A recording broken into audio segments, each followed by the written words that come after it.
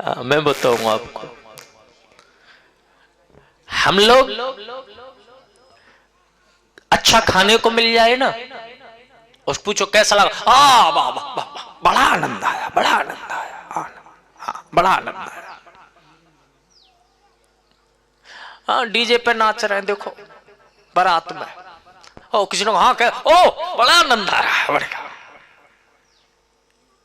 क्या ये आनंद है? ध्यान केंद्रित कर रखा है हमने।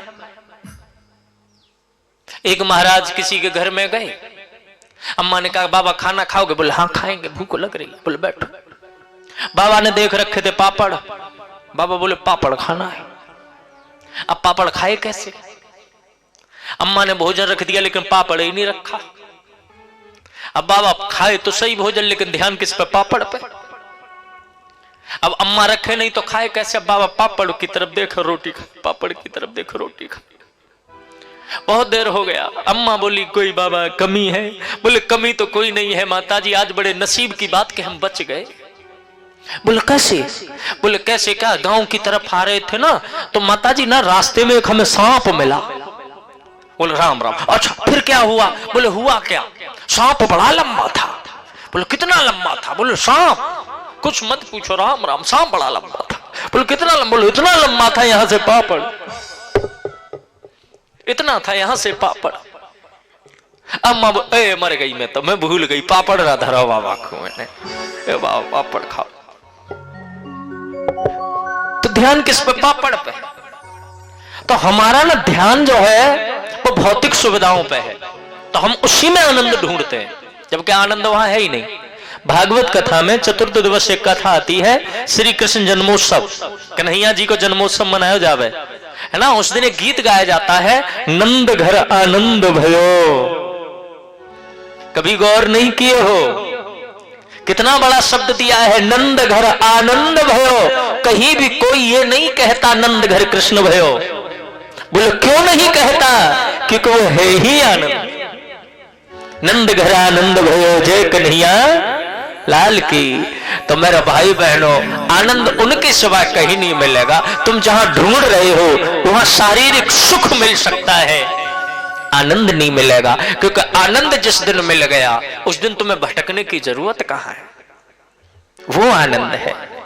आनंद लुट रहा है मोहन तेरी गली में, आनंद लुट रहा है मोहन तेरी गली में।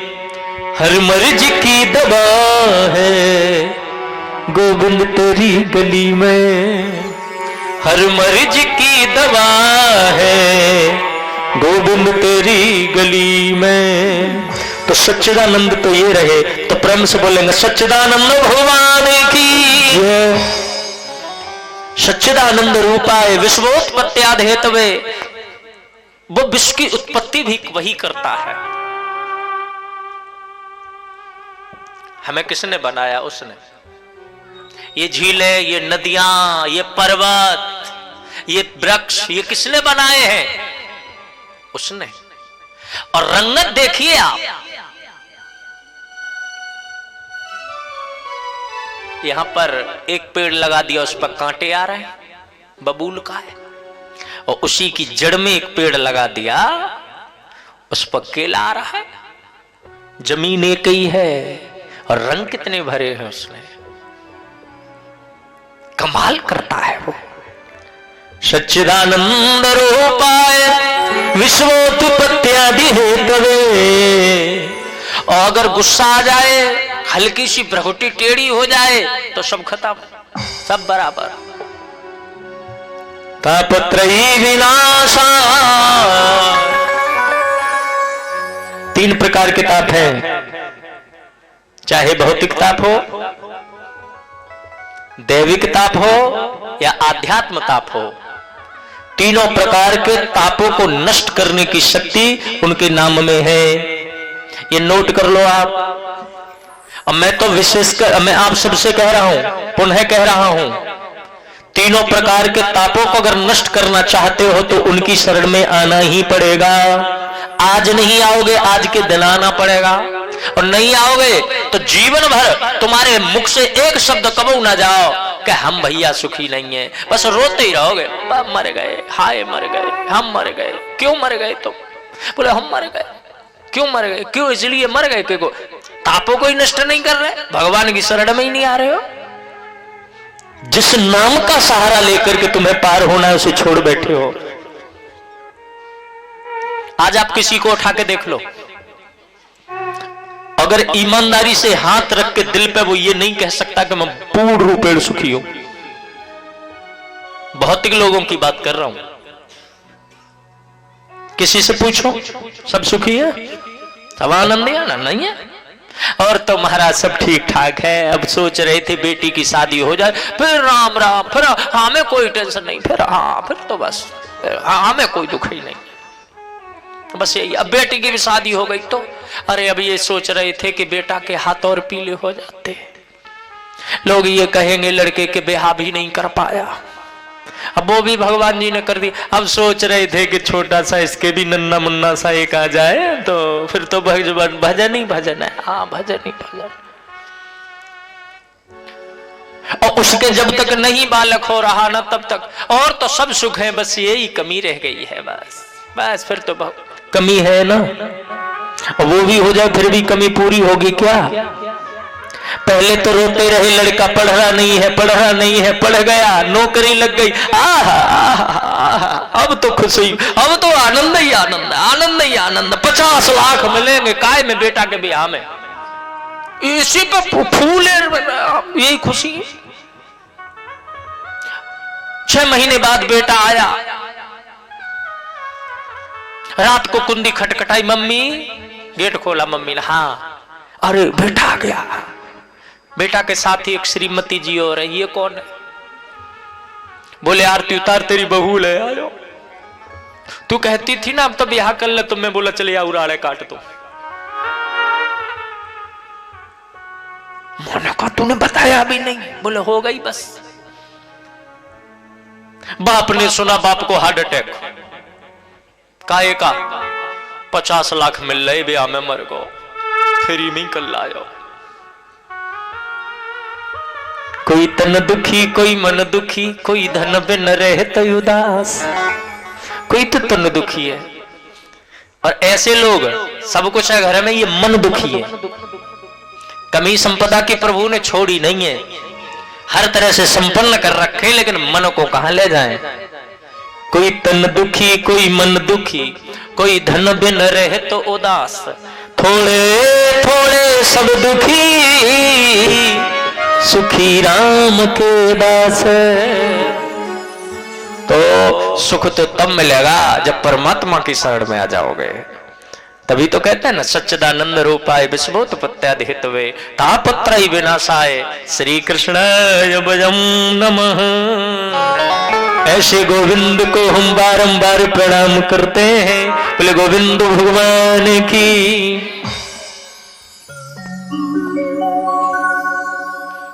भागवत कथा मूलतः भागवत कथा का वक्ता भी श्रेष्ठ है और श्रोता भी श्रेष्ठ है, इसलिए कथा श्रेष्ठ है। निमसारण्य स्थान है, बड़ा पवित्र स्थान है, जहां पर हमेशा संतों की मंडली जुड़ी रहती है, बड़े शुभागम होते रहते हैं, बड़ा आनंद रहता है वहां। एक बार की बात है, 88,000 ऋषि इकट्ठे हुए। अब देखो मैं उस जमाने की बात कर रहा हूं जब साउंड नहीं होते थे। अभी जो चर्चा चल रही थी ना, गांव तक आवाज नहीं जा रही है महाराज, तो हम उस जमाने की बात कर रहे हैं जब साउंड नहीं चलते थे। और तब ये जो व्यवस्थाएं इस तरह की नहीं थी। एक जगह पर 88,000 ऋषि इकट्ठे, 88 बहुत एरिया में बैठे होंगे। और मैं भागवत जी के लेख के अनुसार कहूं, अपना न मिला करके, तो स्पष्ट वर्णन है कि ये सब के सब ब्राह्मण हैं। 88,000 जो भी ऋषि है। अब इसमें ऐसे भी ऋषि हैं जो अलग अलग वर्ण व्यवस्था देखी जाए तो अलग से भी हैं, तो यहां पर थोड़ा संशोधन किया गया है कि ये सबके सब ब्रह्म को जानने वाले हैं, तो इसलिए इन्हें ब्राह्मण की यहां संज्ञा दी गई है। 88,000। लेकिन आनंद देखिए, भागवत कथा वो है जहां पर नदी में नाव डूबती है, आपको थोड़ा अटपटा लग सकता है। और परीक्षित जी मैं आपको अनुमति देता हूं, जहां शक मालूम पड़ा, जहां संदेह लगे ना दिमाग में कि ऐसे कैसे हो गया, मैं आपको अनुमति देता हूं, आप मुझे पूछ सकते हो, क्योंकि दिमाग में शंका रह गई ना, वो ही गड़बड़ है जावे। हाँ, आपको तो संतुष्ट करना मेरा काम है ना, तो आप मुझे तुरंत पूछ लेंगे ऐसे कैसे हुआ। तो मैं बता रहा हूं, नाव में नदी डूबना, जबकि नदी में नाव डूबती है। यहां देखिए 88,000 ऋषि सबके सब ब्राह्मण हैं, लेकिन इनके बीच में एक युवा संता रहा है। अगर हम बड़ व्यवस्था की तरफ देखें तो ये ब्राह्मण नहीं है, जिनका नाम है सूत जी महाराज। प्रेम से बोलेंगे सूत जी महाराज की जय हो। और आनंद देखिए, ये सबके सब ऋषि खड़े हो गए स्वागत में सूत जी महाराज के, प्रणाम कर रहे हैं, वंदन कर रहे हैं। तो सूत जी को थोड़ा अटपटा लगा, एक तो उम्र भी कम है, तो थोड़े ऐसे लगता ही है कोई बड़ा हमें प्रणाम करे। तो हाँ, तो ऐसे सूत जी ने कहा, आपने मुझे मेरे जैसे बच्चे को प्रणाम किया, मैं तो छोटा सा बालक हूं और आप ज्ञान के सागर हैं महाराज, बड़े बड़े वयोवृद्ध, बड़े बड़े अमलात्मक ज्ञानी हैं आप मुझे प्रणाम कर रहे हो, मुझे बड़ा अटपटा लगा। तो संतों ने बड़े भाव से कहा, नहीं, बलवृद्धा धन वृद्धा आयु वृद्धा तथैव च ते सर्वे ज्ञान वृद्धस्य किंकरः शिष्य किंकरः। बड़ा किसको कहते हैं? बड़ा है कौन? क्या जो धन में बड़ा है वो बड़ा है? भौतिक दृष्टि में वो बड़ा हो सकता है। हमारे यहां पर भौतिक दृष्टि में गांवों में देखें तो लोग ज्यादातर कई % अगर देखें तो धन को प्रणाम करते हैं, हाँ या ना? पैसा है, अरे राम राम साहब राम राम, और उस पर पैसा नहीं है होगा क्या, ये क्या बेकार है। तो किसको प्रणाम हो रहा है? धन को। और कभी भी देखना, जिस पर धन है उसको आप प्रणाम करें। आपने कहा राम राम जी, तुम्हारी राम राम जी का जवाब नहीं देगा। सही है ना? क्योंकि उसको भी पता है ये मुझे नहीं, मेरे पैसे को कर। आपने कहा राम राम जी, मन में आ जाएगा तो सिर हिला देगा, नहीं तो हाथ कर देगा। कुछ लोग तो ऐसे कर देते हैं, आपने कहा राम राम जी,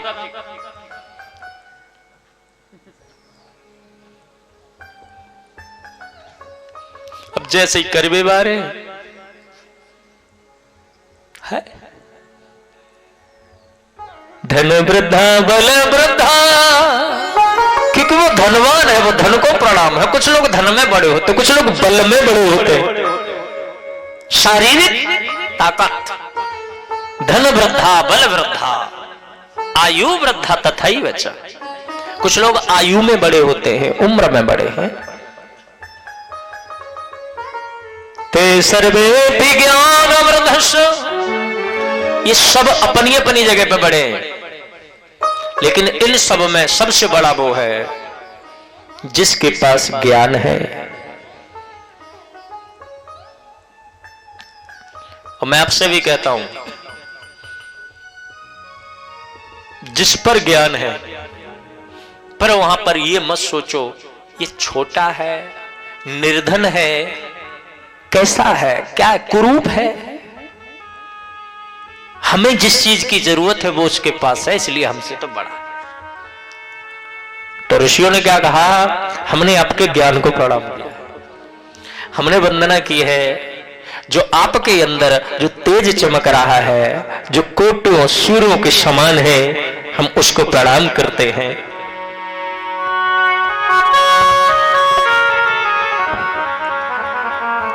सूत जी ने कहा, कहिए मैं आपकी क्या सेवा कर सकता हूं।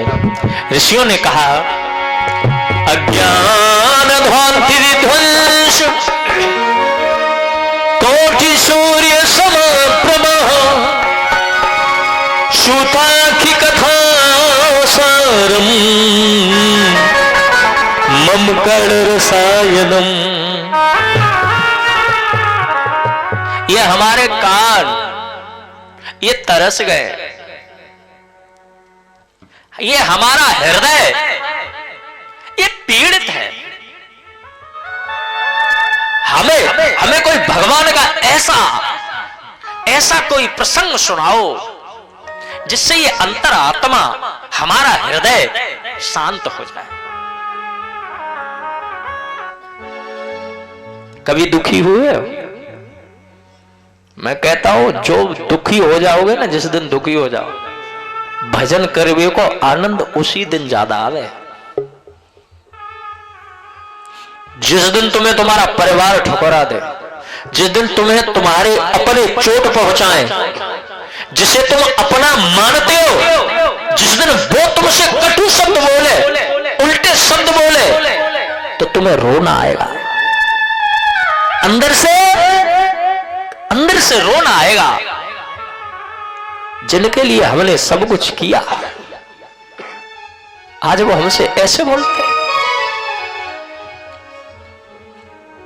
हमने जिसके लिए खुद को मिट्टी में मिला दिया, वो आज हमसे ऐसी बात करते हैं। हमने खुद को भी मिटा डाला, मगर फासले दो दरमिया में रह गए। उस समय करना यह है, उस समय उस भगवान का याद करना, आंखों से आंसू टपकने लगेंगे और उस समय पर वो साफ नजर आएगा, इससे बड़ी दुनिया में कोई स्थिति नहीं है। बोलो राधे राधे।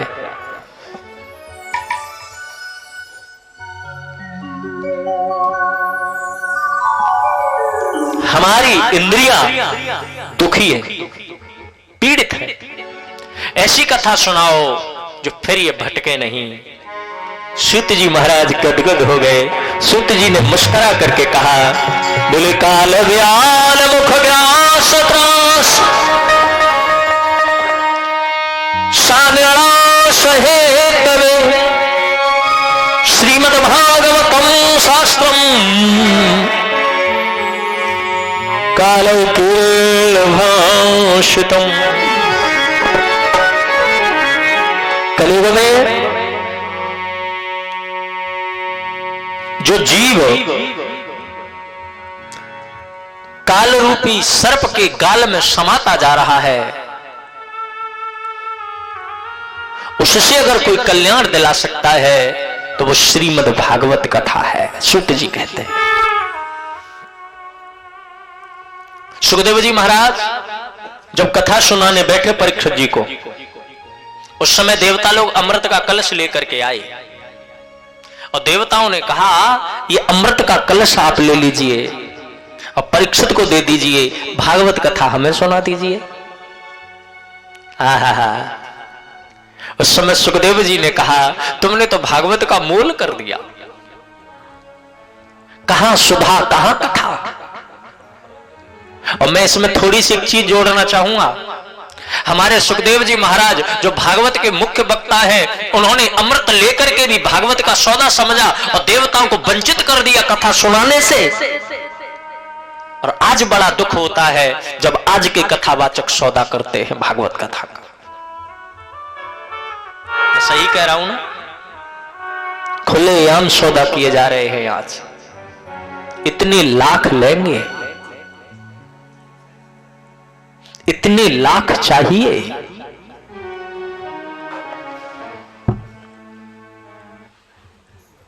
ग्यारह साल की उम्र से मैंने भागवत कथा कही है।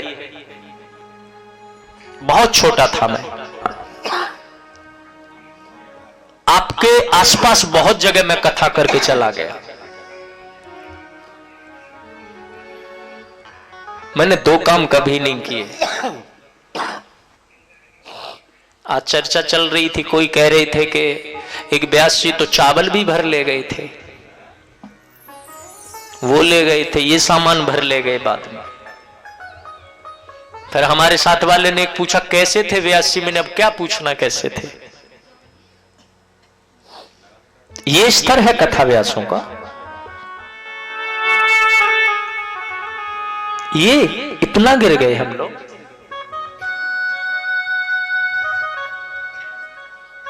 मैं यहां भी कथा करने आया हूं, कितनी जगह बचपन से ही कथा की है। मैं हमेशा अपने कथा, हमारे ट्रस्ट में बहुत कथावाचक हैं, हमेशा एक चीज बोलता हूं, एक तो कभी भंडारे का चीज मत लेना वरना विनाश हो जाएगा। ये चावल है, चीनी है, रिफाइंड है, ये जितना भी सामान होता है ये भंडारे का है, भंडारे में लगाओ। हमारे यहां ये व्यवस्था होती है, मैं पहले ही दिन कह दे रहा हूं, अगर इसमें दूसरा पक्ष आ जाए तो आप मुझे पकड़ लेना। कलश वाले भी जो गोला चढ़ाते हैं ना व्यास मंच पे, हमारा वो भी भंडारे में ही लगता है।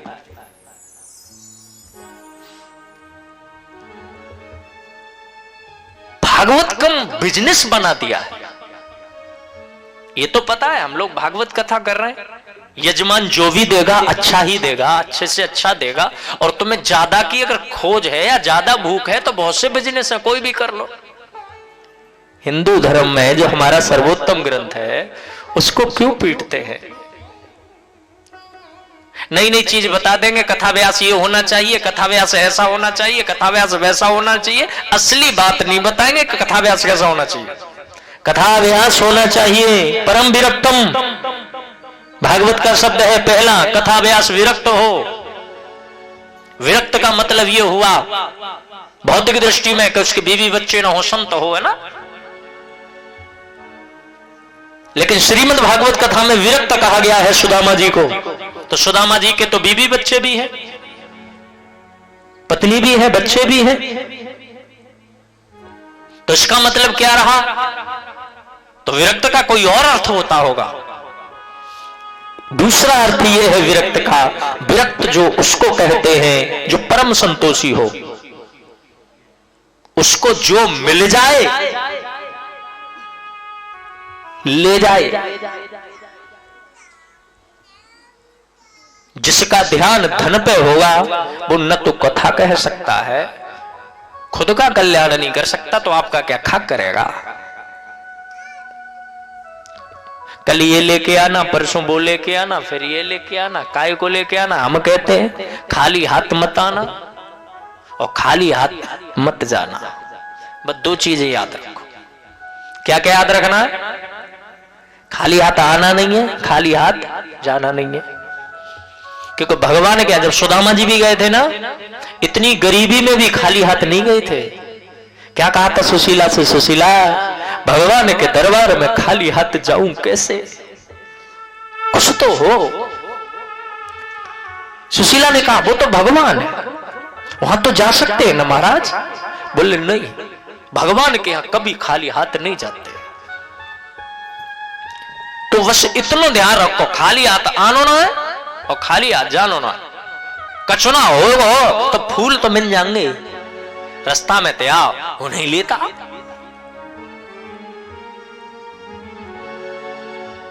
तो मैं क्या कह रहा था, सुखदेव जी महाराज ने सौदा के ऊपर देवताओं को भी कथा नहीं सुनाई, नहीं सुनाऊंगा। हाँ, अगर वो आके ये कह देते हमें महाराज कथा सुना दो, हमारा भी कल्याण हो जाए, बड़ी कृपा होगी, तो फ्री में ही सुनाते हो, कुछ लेते ही नहीं। कथा व्यास केवल आपसे एक चीज मांगता है, जिसको भौतिक या धन ही चाहिए उसको चाहे कुछ भी बोल लो, कोई फर्क नहीं पड़ेगा। वरना कथावाचक एक चीज चाहेगा, आपकी श्रद्धा। हाँ, आपकी श्रद्धा में अगर कमी है, मतलब आप उसका सम्मान नहीं कर सकते हैं, तो उसको दुख जरूर होगा। और वो फ्री फैसला कर लेगा, अपन आए सो आए, अब आगे आएंगे। और श्रद्धा पूरी है, बोलो राधे राधे, जोर से बोलो ना।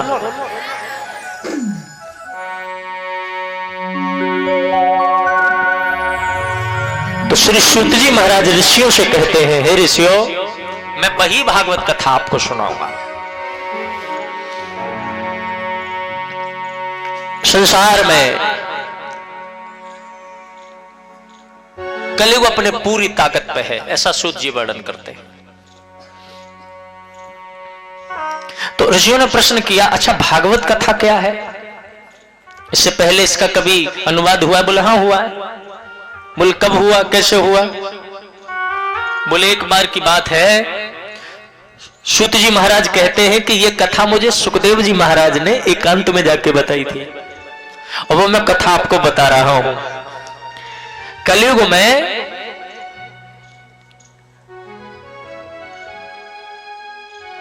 नारद जी चिंता युक्त होके चले आ रहे थे।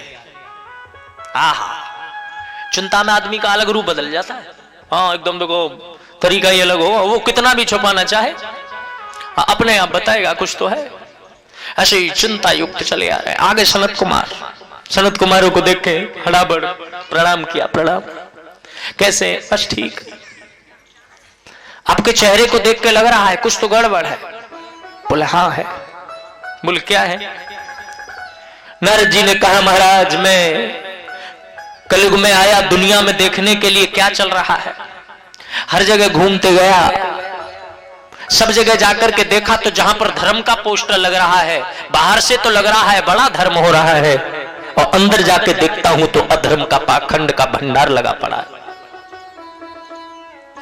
और मैं आपसे भी कहता हूं, ज्यादा भीड़ भाड़ देख करके ये मत समझ लेना कि ये बाबा बहुत अच्छा है। समझ रहे हो ना? ज्यादा भीड़ भाड़ देख के ये अंदाज मत लगाया करो कि यहां धर्म बहुत ज्यादा है। ये कलयुग चल रहा है। एक पलना जियो जो इंसान की तरह, वो पूज रहे हैं आज भगवान की तरह, है ना? गंगा जी पे देखो कितनी भीड़ लगती है। कभी आपको देख के लगता है कि कलयुग चल रहा है ना? लेकिन वहां जाके देखो कितने लोग ऐसे होंगे जो गंगा जी में नहा रहे, सेल्फी खींच रहे हैं, फोटो ले रहे हैं। वे केवल फोटो खींचवे गए, उनका लक्ष्य केवल फोटो खींच के फेसबुक में व्हाट्सएप पर डालना।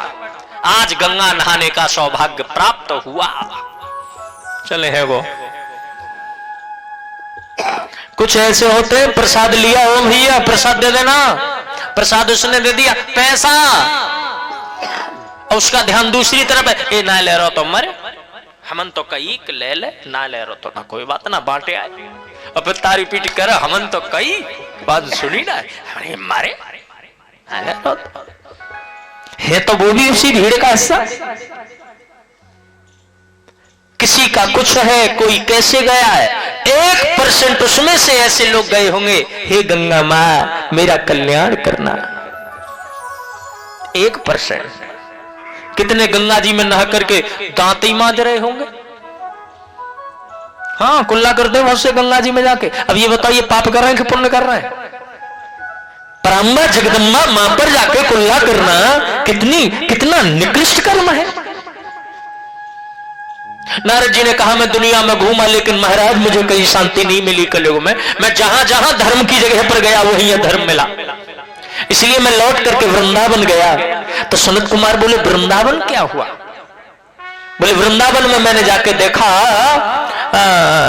एक तरुण स्त्री है, तरुण माने जवान, एक जवान महिला है, और उसके पास में 2 वृद्ध पुरुष लेटे हुए थे।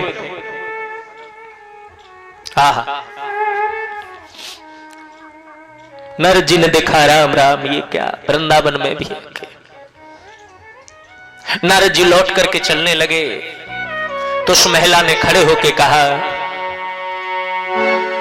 भव साधो क्षणम तेष्ठे मन चिंतामपि नाशय दर्शनम तव लोकस्य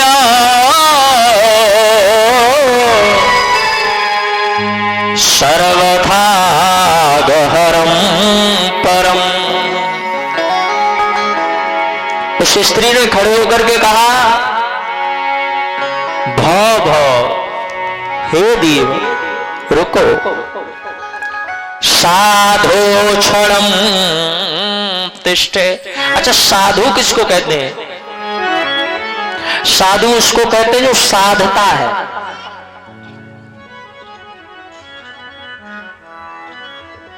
स्वाद वाले को साधु नहीं कहते।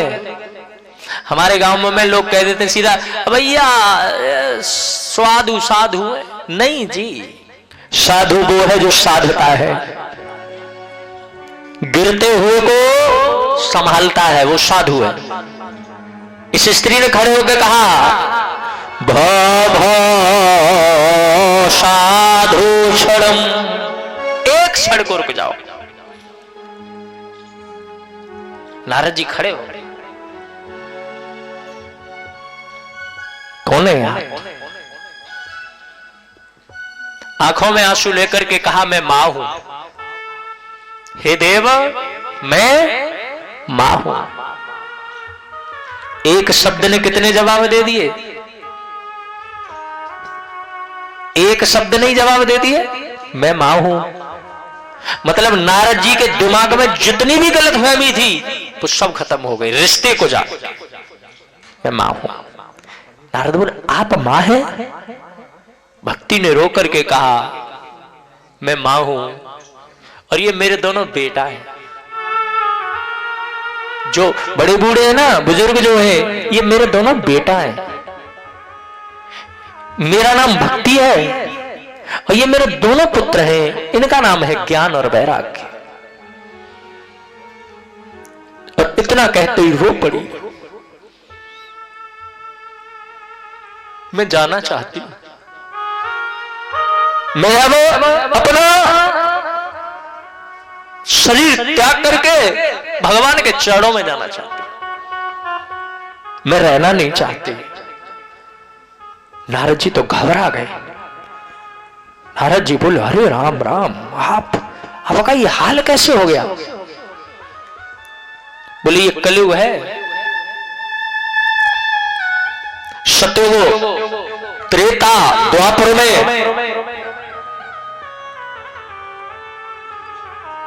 मैं वृद्ध होती थी और मेरे दोनों बेटा जवान होते थे। और ये सच्चाई है, आपने भी नोट करा होगा। सतयुग, त्रेता और द्वापर में आपने कभी सुना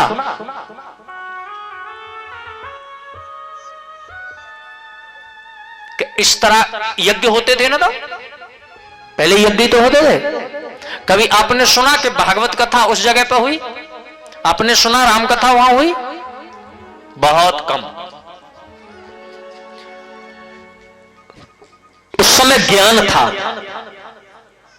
उस समय ज्ञान था। लोग किसके पीछे भागते थे? ज्ञान के पीछे। और फिर ज्ञान से वैराग्य में उतर जाते थे।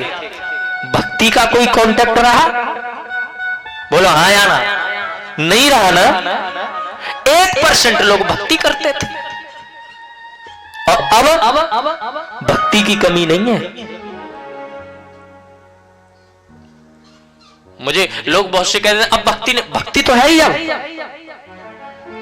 ऐसा कौन सा घर है मुझे बता दीजिए जिस घर में व्रत नहीं रहते हैं? बताओ मुझे, है कोई ऐसा घर? कोई राक्षस ही घर होगा जिस घर में दीपक नहीं जलता होगा?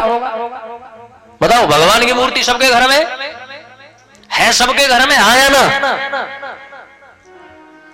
और ज्ञान की अगर बात करी जाए तो सहूर ही ना है। सही बता रहा हूं, थोड़ा सा अटपटा लगेगा। तस्वीर इतनी घर में है, इतनी छोटी अलमारी हुई भगवान जी की, इतनी छोटी।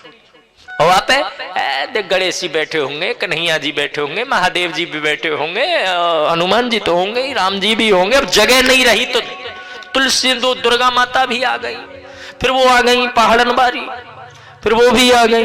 अब जगह नहीं बची तो क्या हुआ? राम जी की मूर्ति लेके आए, अब कहां रखे? बोले हनुमान जी की पुरानी हो गई, इनके ऊपर ही रख दे। अब पीछे हनुमान जी पड़े, ऊपर से राम जी बैठे हैं। भक्ति की कमी है। अरे मूर्ति लाए क्यों? भक्ति थी ना, तभी तो लाए। उनमें से कन्हैया जी की मूर्ति हटा, ले जाओ, अच्छे लगता है। ये भक्ति की बात है, ज्ञान की बात नहीं है। ज्ञान की अगर बात होती तो एक देवता की दो मूर्ति नहीं होती। अगर ज्ञान की बात होती तो एक मूर्ति के पास में दूसरी मूर्ति लगी ही नहीं होती, दूर होती। ज्ञान की अगर बात होती तो एक दूसरे के सामने नहीं होती। ज्ञान की अगर बात होती तो एक दूसरे को ऊपर रखी नहीं जाती। तो ज्ञान की तो बात ही नहीं है, बस हाँ है भगवान जी गए, बोलो अंदर राधे राधे, बोलो राधे राधे।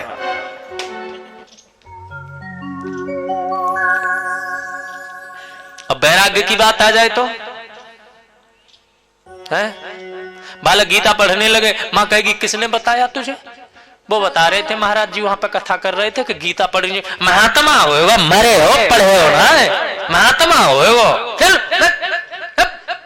मतलब जब महात्मा बनो, मतलब महात्मा बन गया तो दिक्कत है। और रात के 2-2 बजे शराब पी के आए तो ठीक है, समझ गए ना। इस युग में और उस युग में, उस युग में ज्ञान की जरूरत थी, तपस्या करते थे लोग जाकर के घरों में इस तरह से इकट्ठा करके, अपना टाइम पास नहीं, केवल भक्ति नहीं, ज्ञान की जरूरत थी और वे वैराग्य में उतर जाते थे। और अब क्या है, हमारी मंजिल घट के भक्ति तक ही रह गई है। ज्ञान की अगर बात करने लगो तो अच्छी नहीं लगेगी। अब वैराग्य की बात करने, अब यू मन ना है हमारी वैराग्य लाख, जब है जावेगी तब देख लेंगे। जैसे कि रजिस्ट्रेशन करवा के लाएंगे 100 साल जियेंगे। हाँ, वही कहा भक्ति ने। सत्युग द्वापर त्रेता में मेरे बच्चों का जलवा था। मेरे दोनों बेटा जवान होते थे और मैं वृद्ध होती थी, तो मैं बड़ी खुश होती थी कि मुझे कम पूछे, मेरे बेटा जवान है और मुझे चाहिए क्या। माँ बाप का सुख क्या है। आजकल के युवा बालक अगर बड़े बूढ़े नाराज है कि 2-4 बात बोल देना तो बुरा मान जाते हैं। हमारे पापा ने हमारी बेइज्जती कर दी। आजकल के बच्चों का बता रहा हूं, बेइज्जती क्या, इंसल्ट कर दी। ये इंसल्ट जाने गए, इंसल्ट कर दी।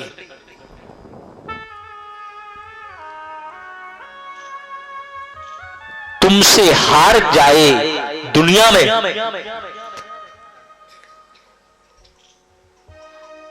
तुमसे जो हार गया वो खुश होगा? नहीं होगा ना। अपनी पराजय दूसरे की जीत में कोई खुश नहीं होता। सिर्फ एक शख्स है जो खुश होता है, वो बाप होता है।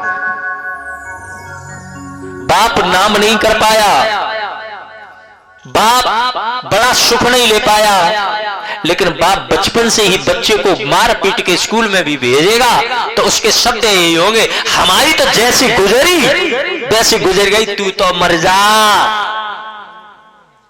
अरे तू तो पढ़े लिखे ले, हम तो या खेत में ही रह गए।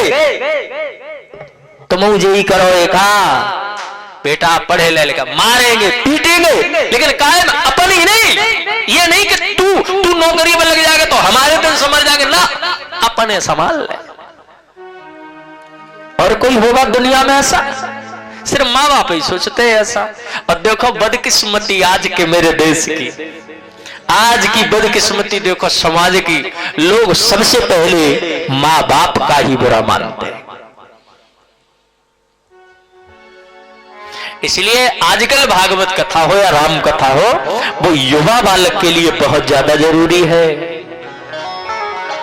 घर में जो हमारे बहुएं हैं ना, उनके लिए बहुत ज्यादा जरूरी है। उन्हें ज्यादा से ज्यादा सुनो। तू बदले, देखो मेरा ये सिद्धांत है, कथा में कथा चाहे कम रह जाए, पर मेरा प्रयास रहता है संस्कार बदलें। यहां पे इतनी माताएं, सही बताइयो, जिनके सास ससुर हैं घर में, ऐसी कितनी माताएं जो आज पाए छू के आई हैं? हाथ उठाइयो।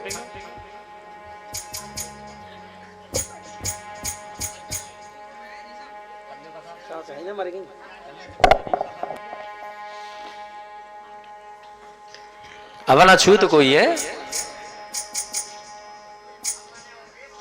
कहा हम अमेरिका में आ गए?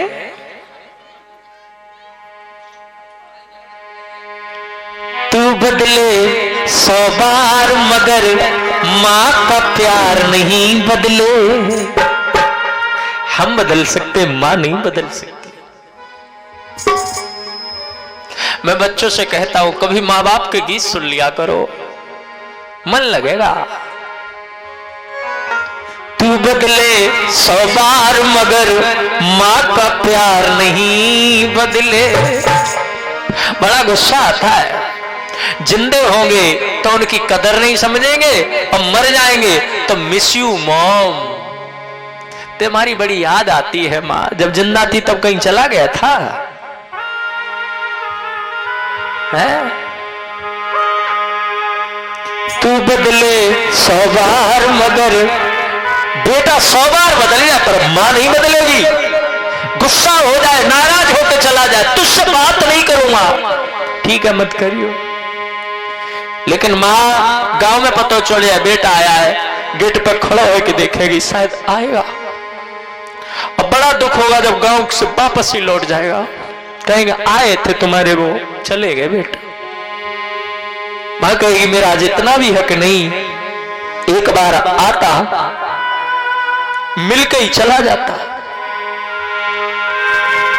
तू बदले 100 बार मगर माँ का प्यार नहीं बदले। बदल गई औलाद मगर माँ बाप नहीं बदले।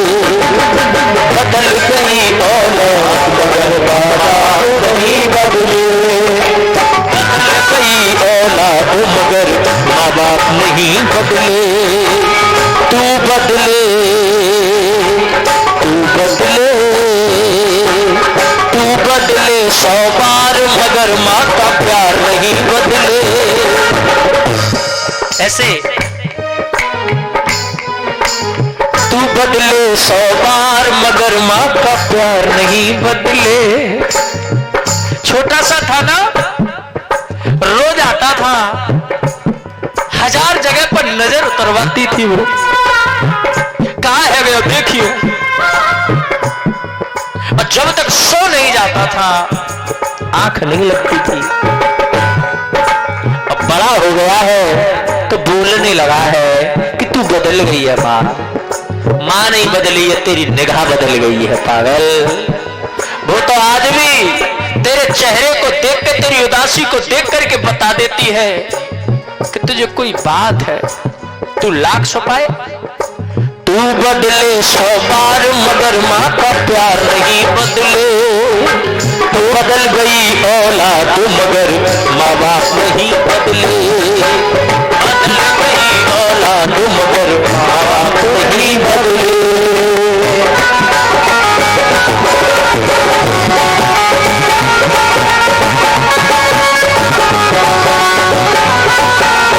हरि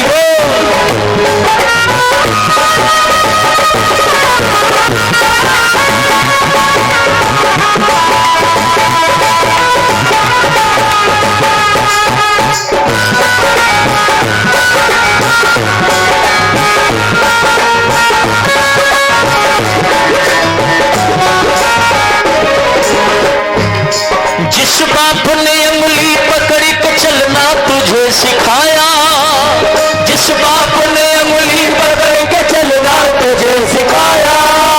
माँ बेटे को गोद में लेती है? माँ बेटे को गोद में लेती है और उसको वो दिखाती है जो खुद देखती है। लेकिन बाप बेटे को कहां बिठा लेता है? यहां। सोचा नहीं होगा कभी, बाप कंधे पर बैठाता है। क्यों बिठाता है? बाप वो दिखाता है जो वो खुद भी नहीं देख सका। वो ये चाहता है मेरा बेटा वो देखे जो मैं भी नहीं देख पाया। और आजकल के बालक 2 मिनट में कह देंगे तुम कुछ जानो? क्या जानते हो तुम? कह लो भाई। जिस बाप ने अंगुली पकड़ के चलना तुझे सिखाया, जिस बाप ने अंगुली पकड़ के चलना तुझे सिखाया, जिस माँ ने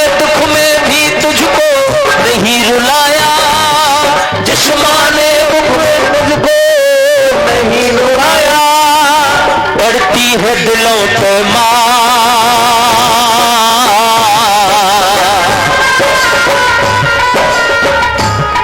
पड़ती है दिलों पे मार, मगर माँ का प्यार नहीं बदले। बदल गई औलाद मगर माँ बाप नहीं बदले। बदल गई औलाद मगर माँ बाप नहीं बदले।